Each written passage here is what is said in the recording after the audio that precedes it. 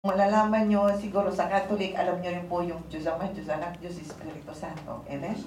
So, iisa rin po ang Diyos. No? Hindi Diyos Ama, Diyos Anak, Diyos Espiritu Santo. Yan ay isa rin lang na may generation po si Yahweh, yung paglalang, at si Jesus, na sinasabi niyang buktong na anak ng Diyos, ay yun rin po ay isang Diyos. Bakit po iisa? Dahil iisa lang. Para sa atin, iisa lang ang damdamin, iisa lang ang kaisipan, iisa lang ang aim, kung ano ang gusto niyang gawin. Isa lang po ang kanilang layunin. Kung sabi, iisa lang ang isip, ang puso. Tulad, yun po ang inaano namin ngayon na magkaisa ang tao with the family of God na nagkakaisa tayo in the name of Jesus. Kaya po tayo ngayon may Jesus. Pag sinabi mo na ako kasi ay naniwala na kay Christ. So pag naniwala na kay Christ, kailangan tayong lahat ay isa lang. Amen? Isa lang tayo. Ako ay naniniwala kay Christ, naniwala kay Christ. Paano mo may papahayag na ikaw ay naniwala kay Christ kung iba yung ginagawa mo doon sa ginagawa ng isa? Amen? So kailangan isa. Kaya nga po, pag nagkakaisa, there is a perfect miracle, blessing. Kasi nakikita ng Lord, gusto niya yung ganyan hindi yung divided unity. Sabi nga po ng isang kasama ng isang ni Grace kahapon, kasi siya po ay isang GIL. Ang sabi ko, oh, did you enjoy our praise explosion? Sabi ko sa kanyang gano'n. Matagal na po siya sa GIL. Sabi niya, I feel different. Kasi sa aming church ay hindi ganito. Dito, ganito nga lang kami kalaki, pero this is a big congregation. But I can feel, hindi yung undivided. It's unity, one unity. Yun po ang gustong iyan sa atin ng Panginoon na magmahalan tayo. Magdamayan, magtulungan, mag-encourage, magbasa ng Bible. Kasi, at any moment, sa aming paniniwala, doon sa mga baguhan, the Lord, kasi marami nang naghuhula ngayon na malapit na ang gunawin ang mundo. Marami nang nagpapropisa na sa ganitong year, ganitong ganyan, pero hindi po totoo yun. Kaya kailangan po kayo magbasa ng Biblia. I urge you, nag-aano po ako na magbasa kayo para kayo ay matuto, para hindi kayo maligaw. No? At kung may mga hindi kayo nauunawaan, come early para mabigyan kayo ng time na mapaliwanagan doon sa mga hindi nyo naiintindihan. It's only the word of the Lord, itong ating Biblia na tinatawag, nasa yung Biblia mo? Hindi. Yun. Alam kong may mga iPad kayo at napakabigat nga po nito, but minsan is nakarinig po kami na dito na nga ako. Tapos na pala. Nakarinig kami na because of the iPad, it's no longer the Bible. No? So, sometimes, kami po rin, ako kasi po ay matanda na, malabo na ang mata, I need large print, at I need really the Bible, at marami pong version ng Bible, kaya kailangan ako magdala ng mga version ng mga Bible. Yun po yung ano. So, better po yung ganito, pero how do we, na doon sa mga hindi masyadong nakakaunawa, ano ba yung dala mo? Hindi naman Bible, it's the iPad. Okay? So, we should always have the Bible inside the house. Yung ganito. Hindi po ito ang sinasamba nating libro. The words of the Lord. Kasi meron sasabi, naniniwala ka ng libro lang yan? Sabi ko ng kapatid ko, naniniwala ka, libro lang yan. Ginawa lang yan ng tao. Sabi ko, it's really true. Hindi ko naman sinabing ginawa ng but the life is in the Word. No? The life is in the Word. Kaya po, nung nakaraang Sunday is nagtopic tayo about faith, no? So ulitin ko po yung na nagpaliwanag po sa inyong mabuti about faith, kung ano yung pananampalataya is through God lang. Dalawang uri ng pananampalataya ang meron tayo na napag-aralan.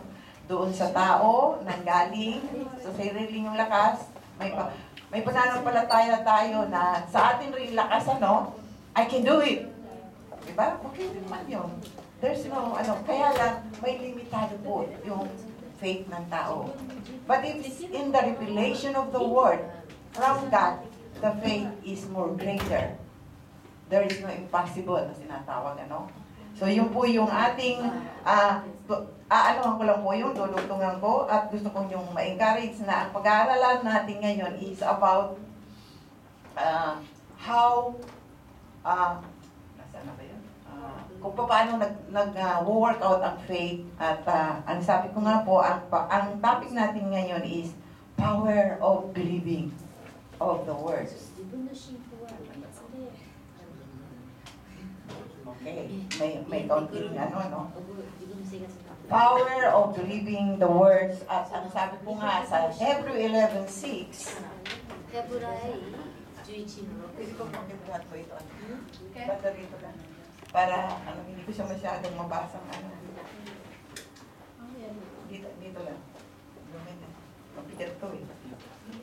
Ang sabi po sa Hebrew 11:6, at hindi kinalulugdan ng Diyos ang hindi nananalig sa Kanya, sapagkat ang sino mang nananalig sa Kanya ay dapat maniwalang may Diyos at Siya ang nagbibigay ng gantimpala sa mga humahanap sa Kanya. Okay? So, first of all, kailangan maniwala tayong may Diyos, di ba? Kasi kung hindi ka maniniwala may Diyos, maniniwala ka sa sarili mong Diyos, ikaw. Amen? At ang sabi niya, hindi kinalulugdan ng Diyos ang hindi nananalig sa Kanya. By the way po, ang salitang nananalig, pananampalataya, paniniwala ay isa. Okay? So, pananampalataya, nananalig, naniniwala ay synonyms ng salitang pananampalataya. Sa English po is faith. Tingnan natin po sa English kasi yung minsan meron tayong na mas naiintindihan natin sa English yung ating kisa sa Tagalog kasi yung mga hindi masyadong wilper sa Tagalog ay medyo mahirap unawain So, and without faith, it is impossible to please God. Hindi natin mabibigyan ng kasiyahan ang God kung wala tayong pananampalataya. Siyempre po naman, kasi nga, paano nga na hindi ka naman nananampalataya, lalapit ka sa akin at marumi ka. Tandaan po natin na ang God is Spirit and Holy. Pag ikaw ay marumi, you cannot come to God. You have to be washed first in the blood of Jesus. Although, sinabi na natin po yun na ibinigay ang Diyos para sa atin, kung hindi pa kayo lumapit kay Jesus at hindi kayo naniwala, wala pong bisa na kayo ay manampalataya kasi the God will not hear it. Yung God. Kasi ang sabi doon sa Bible, ang pangalan ni Jesus ang nakikilala sa silong ng langit. Kaya nga po, madalas, kahit na sa religion, ay sinasabi pagkatapos ng prayer is in Jesus' name. No? So, there is the power. Without Jesus in your life, you cannot come to God, the Father. Okay? So, maliwanag po yun, no? For he who comes to God must believe that He is, and that He is a rewarder of those who diligently seek Him. Ano po yung, napakahalaga po ng itong word na ito, diligently seek Him. Yung talagang naghahanap. Hindi yung naghahanap-hanap lang. No? Iba po yun. Kasi yung naghahanap lang is, hindi ko nakita, okay na lang.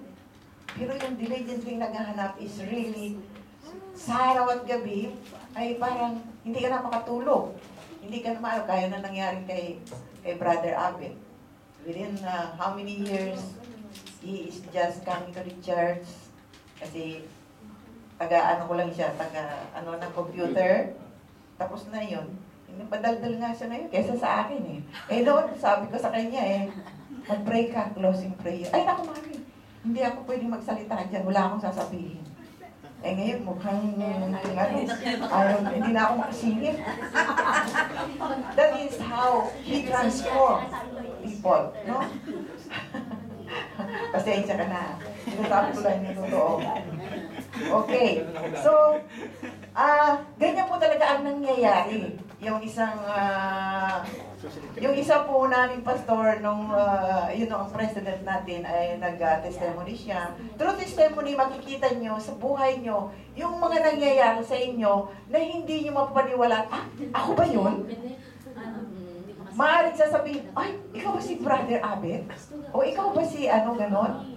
Kasi hindi ganyan yung kilala kong Abet eh. Hindi ganon. So, yun yung ano natin, yun yung talagang nagagawa ng pananampalataya. So, paano po ito nag-work sa atin, ano?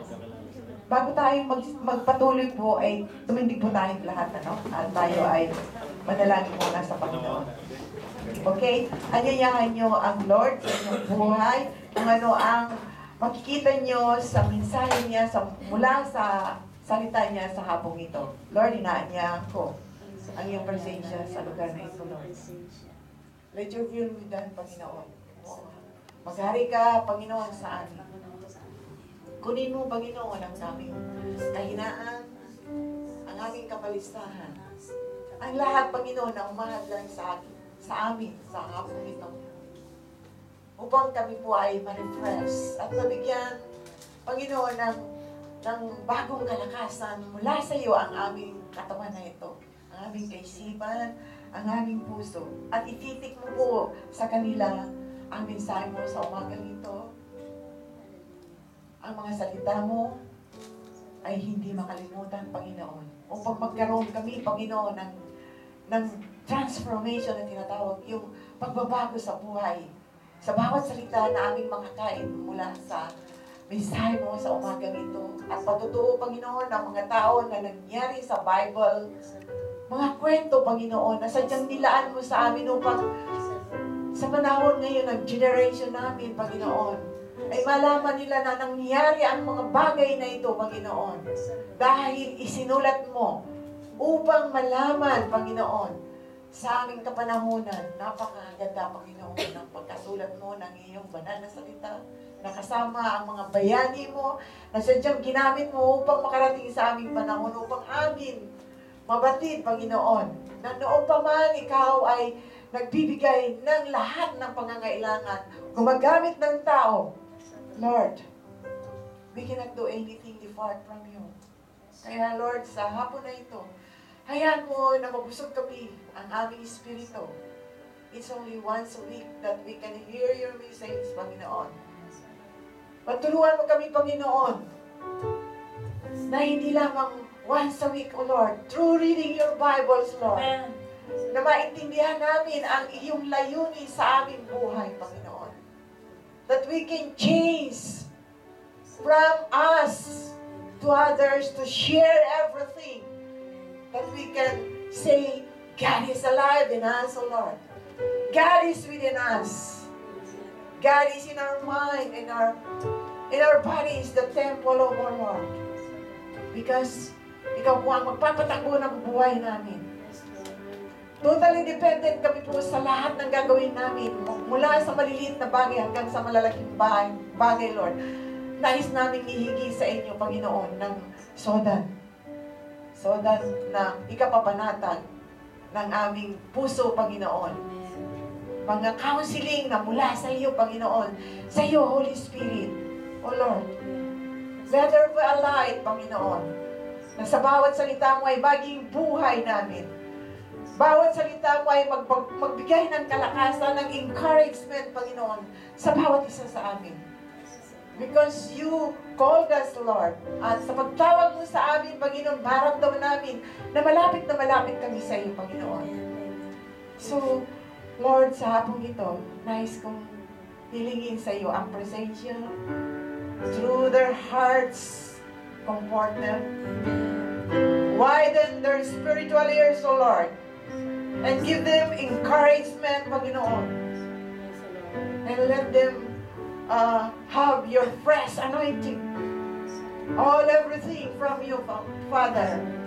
Panginoon, wala kaming sariling lakas, wala kaming sarili kakayahan. Kundi ikaw lamang ang aming pinukunan ng lahat, Panginoon.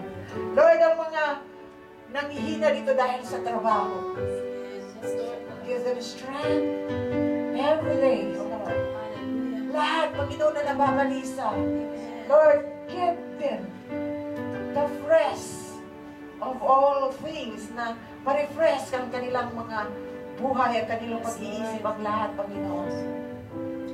Dahil ikaw lamang po ang maaaring gumawa ng bagay na ito. At wala nang iba, kundi ikaw lamang dahil ikaw ang Diyos na gumawa at lumikha sa amin.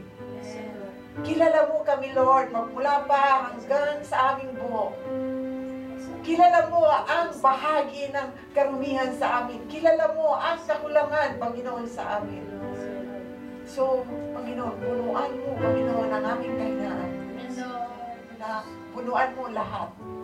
Sa pangalan lamang ng iyong anak na si Jesus. Ito po ang aming nagkakaisang dalangin. In Jesus' name, let's say Amen po. Okay. So, paano po natin malalaman? Tandaan po natin na hanggat hindi ka naniniwalang may Diyos at hindi mangyayari ang mga bagay na nais na mangyari sa iyo. Amen. Kung kayo'y may paniniwala at ang paniniwala niyo ay talagang malakas through the faith of the Lord, makikita niyo. Kailangan nyo lang gawin yung 100% na faith. Kahit na sa anong bagay po. Meron lang po akong, kasi puro patutulang po ang i-explain ko sa inyo ngayon because how faith works in my life. I have so many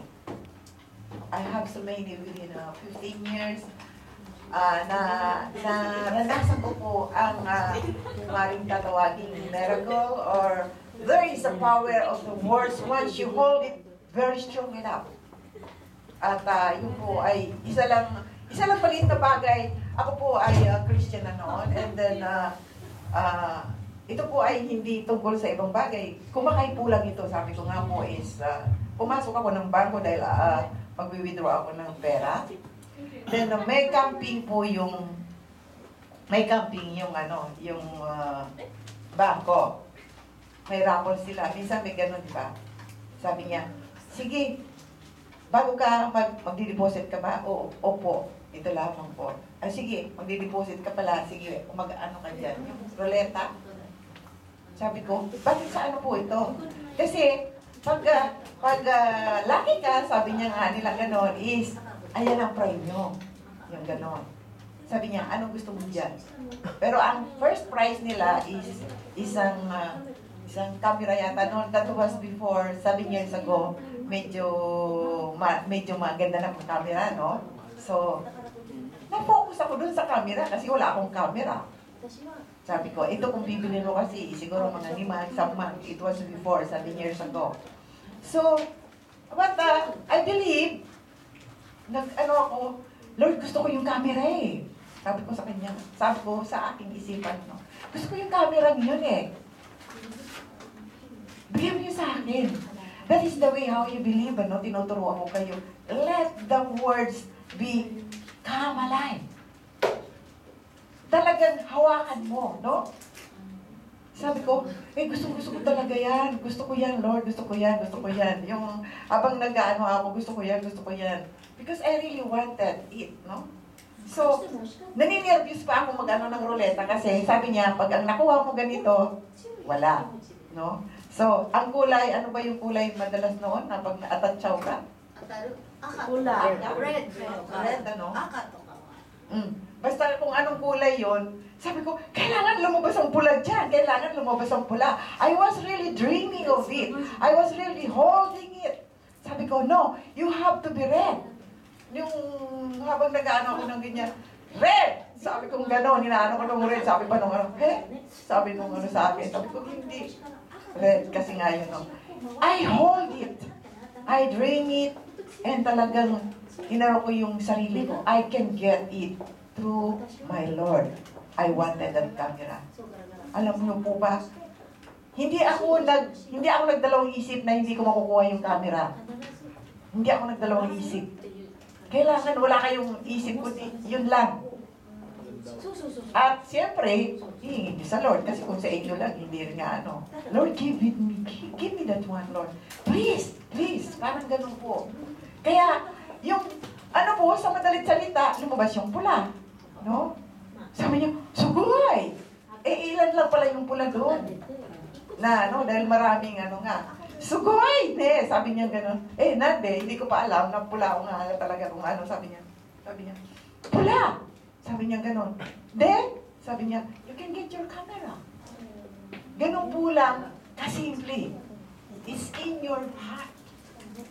Kung meron po kayong pagnanasa sa mga bagay, maging kotse, malaki na yan. Bahay, malaki na yan. But, be sure, may wisdom po. Pag kanyang mga things, there should be a wisdom from the Lord. At ang sign po ay words from here. Without this word na ibibigay sa iyo ng Lord, gusto mo ang bahay, anong gagawin mo? Ibigyan ka ng words. At siyempre, wisdom, kailangan mag-ipuntong mo lang. Amen? Hindi yung, sabi ni Pastora, kasi kailangan panghawakan. Yes, there is yung emotion, yung lahat yun, nandun po yun. Kaya nga, hindi po pwede, hindi natin hawakan. No? Yan po ay galing lang sa aking testimony, sa aking karanasan. Tingnan po natin yung karanasan ni Pablo. Okay, si Pablo po ay isang bayani. Si Pablo po ay isang bayani dito sa librong ito. Halos, ang kumbaga sa ano, i-compare mo yung buhay niya, kung magbabasa kayo, si Pablo po ay para siyang si Christ, si Jesus Christ. Pero si Pablo po ay nanggaling sa isang hindi magandang pananampalataya dahil nung mabuhay siya, ay siya po ay under the Pharisees at yung po ay iba salungat sa kapahayagan tungkol kay Christ. So, sinabi po yan sa Bible na siya po ang pumapatay sa mga Kristiyano. No? Ang pangalan pa niya ay si Saul. Okay? Itong si Saul na ito na naging Pablo nung siya ay maging born again, ay may nangyari sa kanya. Hindi po yun ang itatouch ko sa inyo, is ang itatouch ko after na siya ay maging born again na at makilala niya si Jesus. Na sa kanyang pananampalataya, kasi po ang topic natin is about how faith works. So, ito yung pananampalataya niya na nagbigay sa kanya ng kapangyarihan na makikita mo sa buhay niya. Okay po, ito ay isang kwento na siya po ay papunta po sa Rome dahil siya po ay before that panahon po ay dahil sa ginawa niyang ng mabuting balita ay umabot po sa isang medyo hindi magandang na maari siyang patayin o maari siyang ibilanggo. Pero sabi niya, kahit na ibilanggo niyo ako, kahit na patayin niyo ako, okay lang. But I will do what Christ had told me to do. Yun po yung sinasabi ko sa inyo, hinahawakan yung pananampalataya niya. Kaya nga kahapon sabi niya, sapon sa ating praise and worship, di ba may narinig kayo doon, kahit na buhay ang kapalit ng pagsisilbi niyo sa Panginoon, don't worry. Because there is an eternal life na naghahantay sa inyo. As long as naninindigan kayo sa salita ng Panginoon. Okay, ito pong kwento niya is naglayag sila papunta sa Rome dahil siya ay kailangan pumunta ng Roma at nag-appeal siya para hindi siya ibilanggo. So, nung papunta siya doon, sa barko pa lang ay hinadlangan ng isang bagyo at sila po ay napadpad sa isang lugar at ito po ang nangyari ng kinapadpadan nilang lugar. Acts 28, 1-10 po, ito ay kwento ni Pablo tungkol sa nangyari sa isang lugar na ito. Okay? Basahin po natin. At nang makaligtas na kamit makaahon, siya po ay yung sasakyan nila, nalaman namin ang pulong iyon ay tinatawag na Malta. The name of the place is Malta. Verse 2 po, napakainam ng pagkita sa amin ng mga taga roon sapagkat bumagsak ang ulan at maginaw, nagsiga sila at inasikaso kaming mabuti. Okay? Verse 3, si Pablo'y namulot ng kahoy. Nang inilalagay na niya ito sa siga, may lumabas na isang ulupong ng madarang sapoy at ito'y pumulupot sa kanyang kamay. Ang ulupong po ay ahas. Dahil nasa island sila eh. Nang makita ng mga taga-roon ang ahas na nakabitin sa kamay ni Pablo, nasabi nila sa isa't isa, Jack, sabi niya. Kasi hindi alam ng mga tao, yun lang ang alam nila, ano? Jack, mamamatay tao ang lalaking ito. Kasi ang paniwala nila, pag masama ka, ayan, pupuluputan ka ng ahas, o may pangit na mangyayari sa'yo. Okay?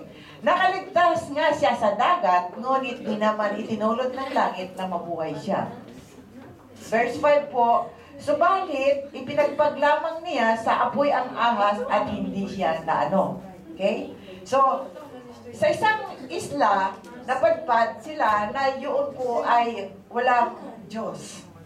So, sometimes, tayo po ay ipinapadpad sa isang lugar tulad nitong Onwechima na kung saan magkakaroon ng gawain upang ma-share ang mga nangyari sa buhay natin at upang makapagsimula ng bagong ano. Tulad po ni Pablo, siya rin po ay dinala doon. May reason po kasi kung bakit kayo dinadala sa isang lugar. May reason po kung bakit nangyayari sa inyong buhay ang isang bagay.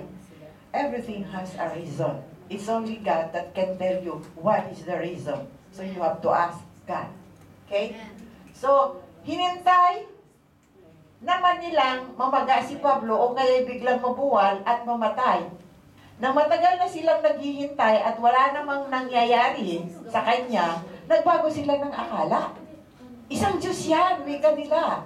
See? People can just say something and then pag hindi nangyari yun, hindi, kasi dati, mamamatay tao yun, kasi pinupuluputan ng ahas eh. Ngayon naman, dahil, walang nangyari. Pinuluputan, tsak, nakagat yun. Kung napuluputan kayo, may kagat, tsak yun, di ba? Kasi ang ahas, once na gano'n sa ano nyo, may kagat ka agad yan, kahit kaunti. So, expected nila na pag nakagat ka ng ahas, anong mangyayari? Malalason ka, no? So na-expected nila, pero sabi nila, wala namang nangyayari. Amen? So, sinabi nila, hindi yan mamamatay tao, Diyos yan. So, we can really, minsan nasasabihin natin, ang taong ito, pag nakita niyo po ang isang tao na ganyan, rather to say something wrong, but say, in Jesus' name, Lord, pakilala ka naman sana niya, Panginoon. Kung meron kayong mga kaibigan na nakakabarden sa inyo at nakakagulo sa inyo isipan, pray first, and then not to say negative words, but say, Lord, tulungan mo, ipanalangin ko siya sa iyo at idalangin upang makilala ka naman niya. Give her or him a chance to know you. Ganun po tayo mananalangin sa ating mga kamag-anak, mga mahal sa buhay, na gusto nating akayin. May burden tayo, no? So, kailangan po natin hindi maghusga sa mga bagay na nakikita natin, kundi binibigyan tayo ng bagay doon dahil nga may gustong gawin ang Diyos sa taong yun through you. No? So, yun po yung chance natin na mai-share ang God. Ay, ang bilis naman pala dito. Asa na? Ano ba bibigyan ko dito? Diyan, i-clickin yan. Alin ba yung... I-click mo muna dito sa ano ito. Yun sa PowerPoint na yung paglaki. Number 6. Wala sa ano dyan. Ayun. Okay. Ganda po. Ayan. Verse 8 muna tayo. So, ituloy natin ang kwento. Nagkataon, after po yung nangyari, walang nangyari kay Pablo, okay? So, nagkataong naratay noon ang ama ni Publio. Wait. Dito muna. Ang pinuno sa pulong ito, yung namumuno doon sa lugar na yon, ay isang nagngangalang Publio. Malapit sa lugar na yon ang kanyang lupain. malugod, niya kaming pinatuloy ng 3 araw. Inimbitahan sila nung leader doon, no? And then, nagkataong nararatay noon ang ama ni Publio dahil sa lagnat at disenterya. Kaya dinalaw ni Pablo pagkatapos nanalangin, ipinatong niya ang kanyang kamay sa may sakit at ito'y gumaling. Okay? So, there is a reason bakit pinagpag doon at bakit kailangan, dahil para maipakita sa gawa natin ang mga bagay na ipinagagawa ng Diyos sa atin. Ipinatong. Kaya nga po, pag nananalangin, ang isang ginagamit ng Diyos, kung maniniwala kayo, not only me na mananalangin, pag nilay hands nyo, ang isang may sakit, through the power of the words of the Lord, something will happen.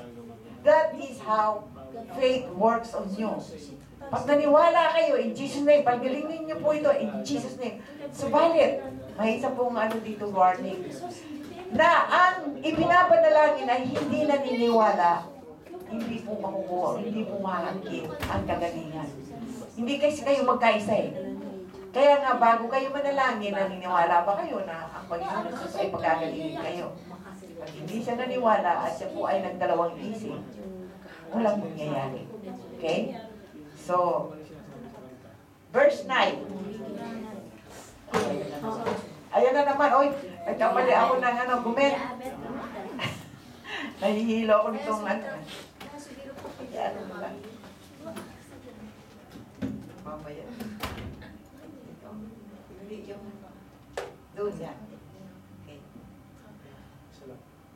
Lagpas na ba yung mami? Okay. Verse 9 po tayo. Dahil sa nangyari, no? Nagdatingan ang ibang mga taga-roon na may karamdaman at sila ay pinagaling din.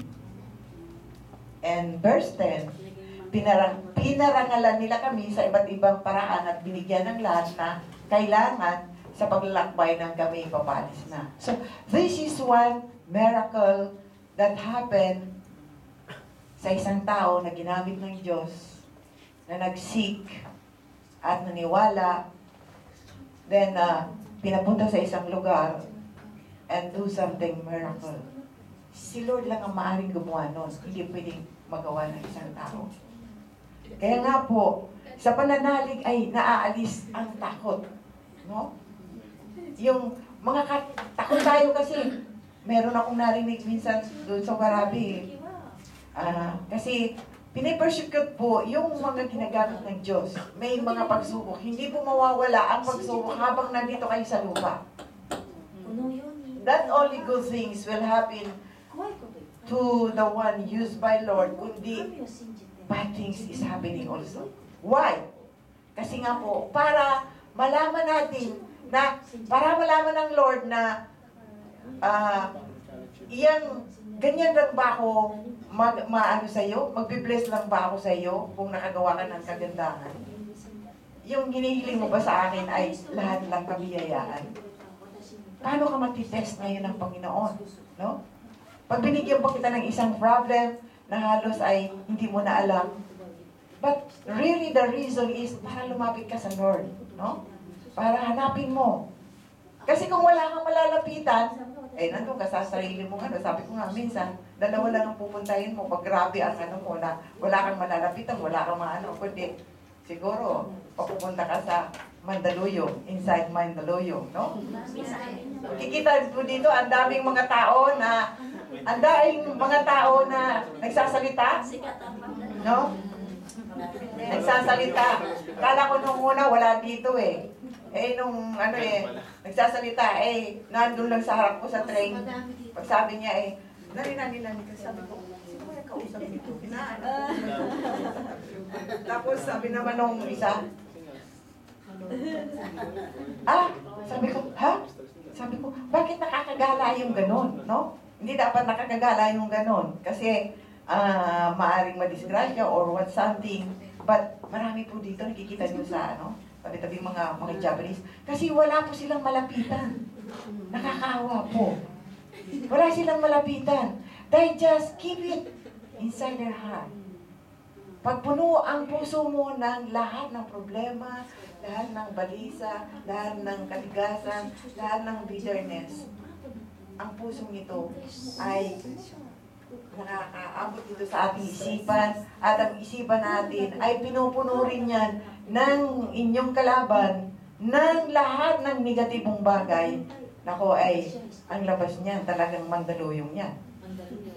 Mami, yung Mandaluyong, hindi paluwarin yung merong hindi nakakalo ng Mandaluyong. Ano man Sa Mandaluyong po, Natin yung Mandaluyong. kasi ang Mandaluyong is, sa Pilipinas yon, okay?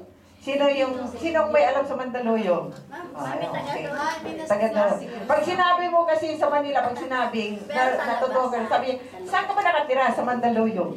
Tapos sabi niya, hindi sa loob ba? Sa labas.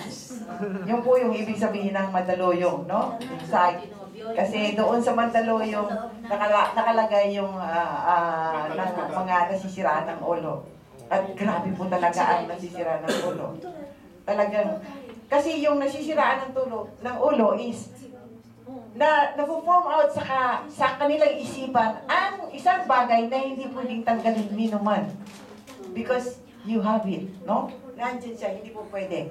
Kasi wala siyang nilapitan na para tanggalin yon na hingian ng tulong. So, doon po pumapasok yung ano natin, na pag tayo yung mga broken-hearted, yung mga ganyan, kasi hindi namin ang pera, broken-hearted, ano po ba?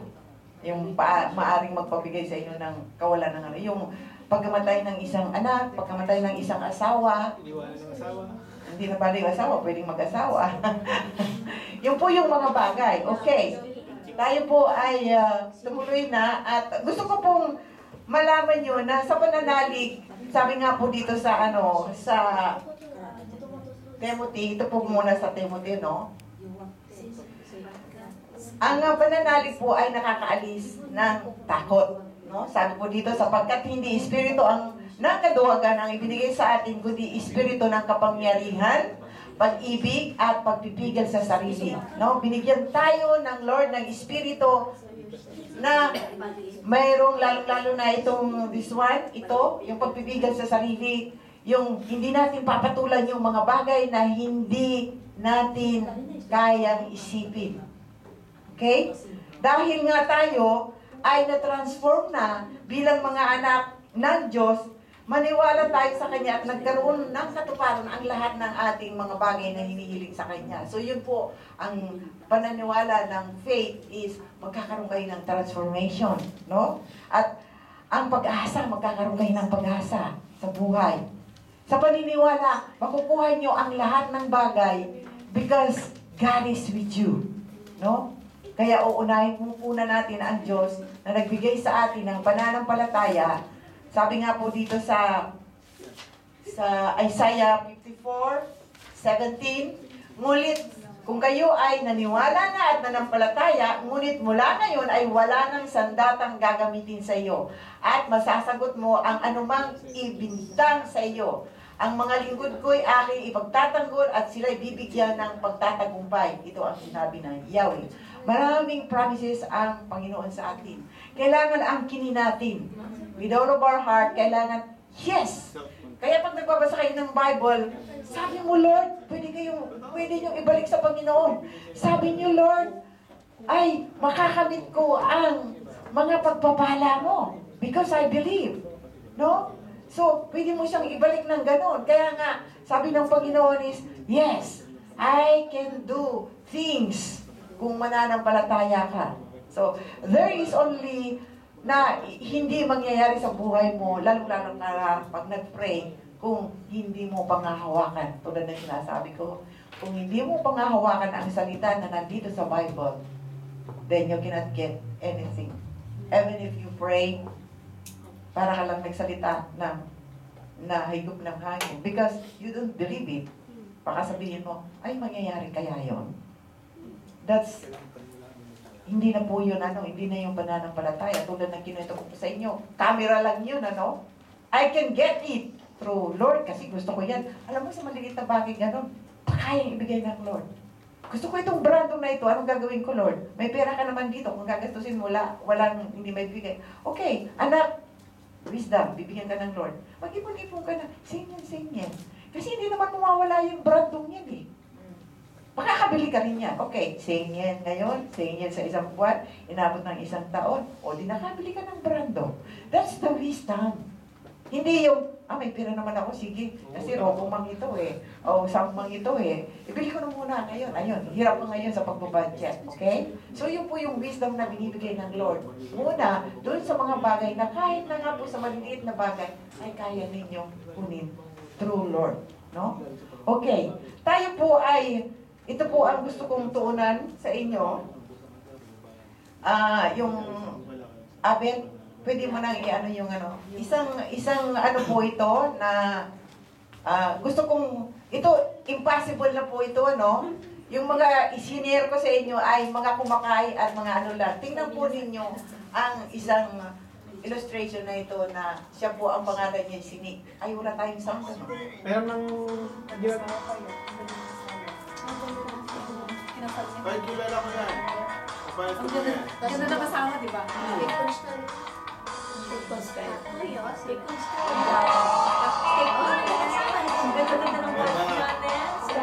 have no arms and no legs, but I'm very thankful that I have my little chicken drumstick here. People freak out when they see me for the first time. It's so cool. I was at a water slide all by myself. Everyone always said the bottom of the slide is doing up and waiting for other people to come down. Here I come, they're freaking out. They're like, like this. And I was so tempted to look at myself and go, what happened? There were times where I sort of looked at my life and thinking, well, I can't do this and I can't do that. And you keep on concentrating on the things that you wish you had or the things that you wish you didn't have. And you sort of forget what you do have. And there's no point, I believe, in my life where I wish I had arms lengths, I wish I had arms lengths, I wish I had arms lengths, because I wish it won't help. But what I've seen in life are just a couple key principles, and the first thing that I've seen is to be thankful. It's hard to be thankful, man. I tell you, when I was 8 years old, I sort of summed up my life and thought, I'm never going to get married. I'm not going to have a job. I'm not going to have a life of purpose. What kind of a husband am I going to be if I can't even hold my wife's hand? It's a lie to think that you're not good enough. It's a lie to think that you're not worth anything.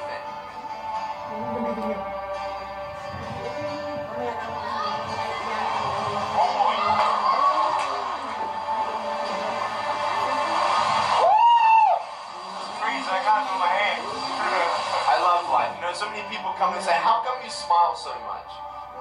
And I'm like, well, it's a long story. But it's very simple at the same time. You see, it's very hard to smile sometimes in life. There are things that happen that you don't know and you don't understand, and you don't know if you're going to get through it.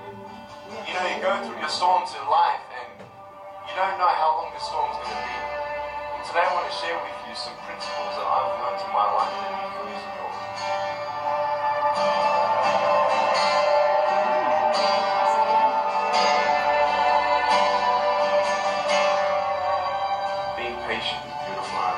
It's the hardest thing.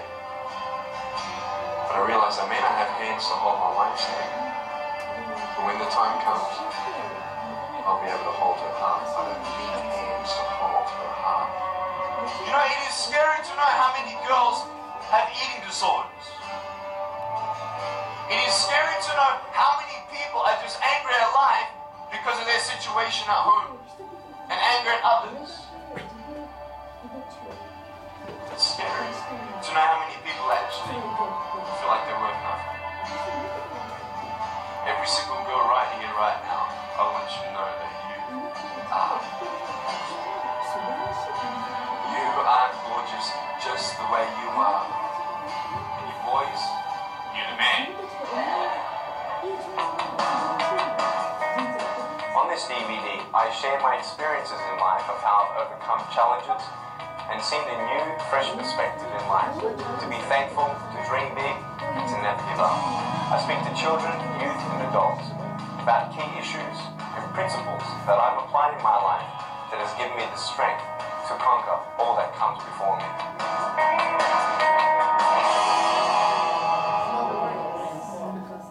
No arms, no legs, no worries.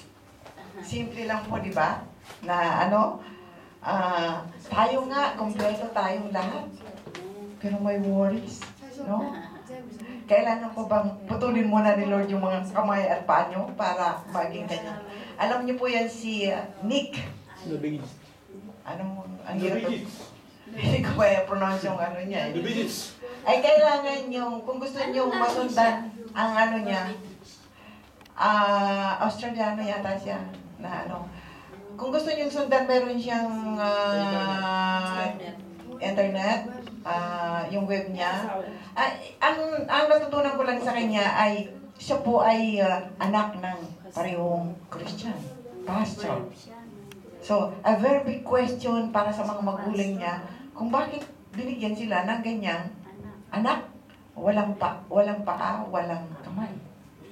At according to the biography, na ito si Nick ay ilang beses nagtangkang magpakamatay. Dahil, ano nga ba naman ang pag-asa niya sa buhay? He has so big questions. Mula pa sa pagkabata niya. Sabalit, nung mahanap niya ang Diyos, nung siya ay kausapin ng Diyos, nang siya ay tawagin ng Diyos, yun po ang nangyari sa buhay niya. Kung paano siya nanampalataya, pinangawakan niya ang salita ng Diyos, siya po ngayon ay nabubuhay ng isang masaganang buhay. At siya po ay pinagagawa ng mga church para lang mag-preach. No? Sure to be na mapag-ipunan natin ng kaunting ano para sa aeroplano, ma-invita natin sa inyong ano. No? At makita nyo kung paano siya mag-preach. Lalo-lalo na sa kabataan, sa mga youth, ay nakakainggan nyo po ang ano niya. Kasi siya po talaga ay dedicated na sa Panginoon. So everything he has is hiningi niya yun sa Lord. Asawa ngayon, may asawa na siya. Di ba? Kita mo ang ganda ang asawa niya. So kita mo, sabi ko nga sa Warabi nung minsan pinaano kanya, yung mga sabi ko, kailangan ba nga natin putulin muna ng Diyos ang kamatpaay natin para tayo maniwala sa Kanya at manampalataya. Para mapatunayan nyo na totoo ang sinasabi ng Biblia. So, may mga pangyayari sa buhay natin na maari na hindi natin magawa because we are apart from the Lord. No? So, reality po na maintindihan natin na ang salita ng Panginoon ay talagang tinatawag na buhay. Kayo po ang magbubuhay niyan. Through faith. Kung paano gagawa ang faith sa buhay niyo, kayo po ang maghahawa. If you hold it, tulad nga ng sinabi ko kanina, I can get it. I can do it. Kasi sabi nga ng Lord, there is no impossible for me. No? At kung sinabi ng Lord na there is no impossible, so with you. No? Walang imposible sa'yo na maaari mong gawin kasi nga si Christ ay pumunta dito sa lupa at gumawa siya ng miracle at gumawa ng mga bagay na hindi niyo mapaniwalaan na yun ang ikinamatay niya dahil sinasabi niya, siya ang Diyos, ayaw maniwala ang mga tao, pinapatay ng mga tao. So, yun pa yung nangyari sa kanya, no? But, tayo, na inano tayo ng Panginoon, mga alagad tayo. But there is a relationship na kailangan mabuo sa Diyos, kay Jesus. Pag wala kayong relasyon, tulad ng relasyon ng isang ama sa anak, minamahal, sinusunod, at palaging nangangaral, hindi niyo makukuha yung faith na ito na galing sa Lord. Yung kapangyarihan, believing and faith. Yung kapangyarihan ng paniniwala, pananampalataya sa Diyos ay hindi natin mararanasan. Pero hindi ko po sinasabi sa inyo, i-challenge nyo kaagad yung buhay nyo na, yes! No? Kasi, baka naman nagcha-challenge lang kayo kasi gusto nyo lang malaman kung mayroong nga magagawa ang miracle sa inyong ano. It's not it. Maaari, tulad namin, maaari kaming makapagpagaling. Pero kung sa aming sarili lamang, hindi. Kaya nga kailangan may unity ang ipinagpipray at ang nagpipray. But only God knows if really that person needs something at ipinagpray at sinabi ng Lord, i-pray mo yan. Pag sinabi ng Lord, i-pray, something will happen. No? Maaaring gamitin kayo sa darating na panahon. Kaya, kailangan lang ihanda niyo yung sarili niyo, i-prepare niyo yung lahat ng mga bagay na gusto niyang makita sa atin. No? Isa lang naman ang gusto makita ng Lord sa atin, di ba? The faith, yung paniniwala. Itong anak kong ito, naniniwala. Pag sinabi mo, ako po, marami na akong karanasan. One time, na-stop ko po ang rain. For a purpose lang sa aking asawa, no? Yung asawa ko is, naglalakad kami, hindi pala naglalakad ngayon eh. Ako po, nang makilala ko ang Panginoon, ang sabi ko, every Sunday, anatadame, nande, watashi, kyukai desyo. Gomenasai, demo, Sunday wa, watashi wa, anata to isyo wa ikenai. Nande? Sabi niya gano'n. Dakara, suri wa, watashi no, faith, 5 sa yun ang sa Japanese. Yun yung aking paniniwala sa Diyos. Di ba may Diyos ka rin? Di nag-agree yung asawa ko na, okay, hindi kita pakikialaman ng Sunday at huwag mo akong isasama sa ganyan, sa ganito, sa ganyan, sa ganyan. Kung no, dame. Getsu yobi kara kinyo bika. Doyobi made daijoubu da kedo. Pero Sunday wa tokobetsu, watashi wa anata to isyo wa dame. De, yun po yung sinabi ko sa kanya, in-explain ko sa kanya. Tinest po ako dyan. After, siguro how many months? Kasi, nung ako po ay pumasok sa church, ever since that Sunday, hindi po pwedeng hindi ako pumunta ng church. Because I have it.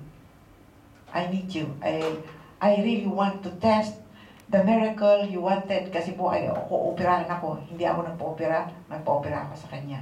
Pero hindi po yun naging click lang na isang buwan. It takes year bago ako hindi na operahan. Ooperahan ako dahil ang laki ng mattress ko. Pag nagme-mens ako, yung parang bumubuhos na talagang So sabi nung Oisa-san, ope. Ilang beses na ako pong na-operahan dito. 2 beses na rin. Sabi ko, ayaw ko nang magpo-opera. In time na nakaano ako ng isang naglalakad doon sa may kalye namin at sinabi niya, Pilipina ka? Ganun lang po yun. Oo. Sabi niya, halika, may church tayo dyan. Sumama ako.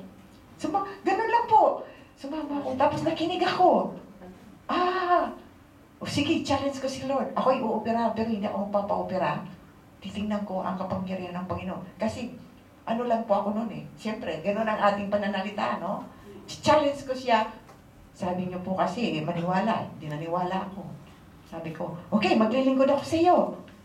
Maglilingkod. Habang pumupunta po ako, at nakikinig ng, ng kanta, tumutusok sa akin. Kasi time na po eh, tumutusok sa akin yung mga kanta. Yung mga salita. Yung mga preaching. Umiiyak ako. May dala akong lampasong Ilalampas ko yung pag umiiyak ako pagkatapos ng singing. Sabi ko sa inyo, naglalampaso ako ng sipon ko at saka ng luha. Diyan. Lalampasin ko yan kasi puno-puno yan. You can do things like that here. If you want to cry, cry. Wala pong hindi kayo pakikialaman ng anuman kasi natatouch kayo. You can cry kasi sa pagluha po, naiibsan ng kaunti yung ating Yun po ang nangyari sa akin. At, okay, sabi ko, hindi ako magpapa-opera, sa inyo ako magpapa-opera. Challenge ko ang Panginoon. But I read, lahat ng sinabi ng pastor ko, kailangan basahin mo ang buong Bible. Okay, pag-aralan mo ang Bible. Okay, ganito, kailangan hindi ka nag-absent sa okay, kailangan nagtatides ka, nagbibigay ka ng okay, sinubukan ko po lahat yun. At, kaya po ako nandito nagpipreach. I am 15 years now in France. I obey. Pero hindi po ako ganun din tao pa rin po ako. I just want you to know na marami rin akong problema. Marami akong sakit. But, sabi ko, paano ako magpipreach? Paano ako magbabible study kung hindi gagaling ang sakit ko? There is the sickness, but the strength is in me. No? Pag sinabi mo gusto mong mag-Bible, kahit na ano, basta may oras ako, Bible. Ang Bible ko po is may Tuesday, Wednesday, Thursday, Friday, meeting ng Saturday. Dito po, ngayon nadagdagan ulit. Mula sa umaga hanggang sa hapon, nasa church ako. Sa umaga, Warabi. Sa hapon, dito sa Omijima. I try to make myself busy in the Word of God and try to reach out people. Yun po yung aking kibo, yung aking ano. Once, sabi ko, na magpipreach ako o mag-aano ako po ng Bible study, sometimes, nag-aano po ang kalaban na ahadlangan because yan po talaga ang trabaho ng kaaway. Ang tusukin lang kayo ng mga mananampalataya. Sabi ko, in Jesus' name, magbabible ako bukas, magpipreach ako bukas. Hindi po pwedeng may lagnat ako, may sipon ako. And mapapatunayan po yan ni Abit at saka ni Cynthia. I never have an absent from Sunday. Because I want to serve the Lord. Ganun po dapat ang ating ano, para tayo po ay mabigyan ng ano, hindi po ito calling ko po ito. Maaaring may calling sa inyo, no? Just listen to the voice of the Lord. Kasi ang Panginoon ang magsasalita sa inyo, you have to do this and to do that. At bahala na po yung Diyos magbalik sa inyo kung ano yung pangangailangan nyo. Huwag po kayong mag-expect because God knows what is really yung kailangan nyo sa buhay. Hindi pa kayo humihingi, ang Diyos ay nagbibigay na. Hindi nyo po yan ang no? Yes. Kaya po, panghawakan po natin ang pananampalatayang ito. Makikita po natin, merong mababago sa buhay ninyo. Kasi ang pagbabagong ito ay true lang sa ganitong salita ng Panginoon at hahaluan nyo ng pananampalataya at hahaluan nyo ng gawa. No? So, hopefully, na-encourage kayo ng words ngayon at napalakas yung faith nyo. At sa mga susunod na araw, kailangan nyo pong magbigay ng kasiyahan sa Lord. Kailangan ang gagawin nyo ay masisiyahan ng Lord. No? Pag hindi nasiyahan ng Lord sa ginagawa nyo, hindi nyo makakamit ang gusto nyo. Amen? Pero once na nasiyahan ang Lord sa ginagawa nyo, hindi nyo kailangan humingi. You will see it in your life. You will be amazed. Eh? Mga ganitong bagay na hindi nyo mapaniwalaan. Tulad ng ginagawa ni Pablo, tulad ng ginagawa nung yung walang kamay at walang paa na yun. Kaya naniniwala ako na kayo ay gagamitin ng Diyos. Sa Omijimang ito, kayo ang mga unang tao dito. Kasi ganito ang nangyari sa Warabi. Yung aming mother church ay nagsimula po kami sa 2. Ngayon po ay meron ng mga 40. Kaya itinanggal ko na sila para makapagsimula uli ng ano. Ganun lang po ang gawain ng Diyos. Pag kayo ay nagpasakop at naniwala, nanampalataya na may gawa, the Lord is with you. Tumayo pa tayo. Hallelujah.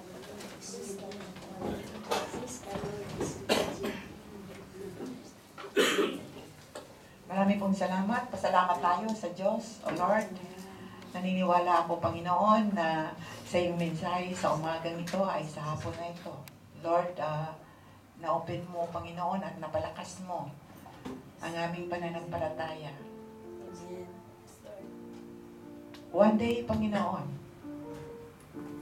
mababatid namin na ang bawat isa na tinawag mo ay gagamitin mo isang haligi ng Omijima, Panginoon. Doon po sa mga gustong mag-commit. Doon po sa mga gustong mag-serve sa iyo. Doon po sa mananalig at mananampalataya sa iyo. Hayaan mo na mag-dwell ang iyong spirito sa kanila at bigyan mo sila ng mga gawain na makakatulong sa iyong iglesia at makakatulong sa mga tao, Panginoon, na hihipuin mo sa lugar na ito. Mababantog, Panginoon, ang pangalan mo, O Jesus. Mababantog ang salita mo at maraming mapapalaya, Panginoon, sa mga pinahihirapan ng kaaway mo, Panginoon, sa lugar na ito. There must be light, Panginoon. Lord, pag-ilawin mo ang mga tinala mo sa hapong ito. Replace the fresh anointing, new breath, Panginoon, kalakasan, karunungan, protection. I speak in Jesus' name, Panginoon. Hallelujah, na sila po ay makatanggap ng ganong mga biyaya mo, spiritual na pangangailangan, na magbibigay sa amin ng kapayapaan, pag-ibig, at pagpipigil sa sarili. Lord, itong tatlong ito, kailangan namin, Panginoon, na ikaw ang kumilos sa buhay namin.